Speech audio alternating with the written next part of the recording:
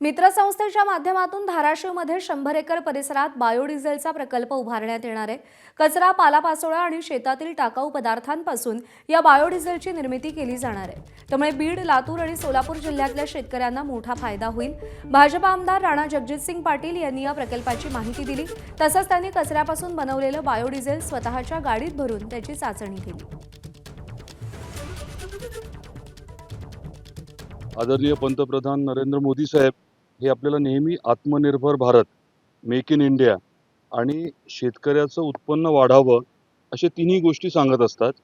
त्याच्या अनुषंगाने आपल्याच महाराष्ट्रामध्ये काही लोकांनी एकत्रित येऊन रिन्युएबल डिझेल आणि त्याच अनुषंगाने क्रूड ऑइल देखील बनवण्याची प्रक्रिया जी आहे ती यशस्वीरित्या केलेली आहे।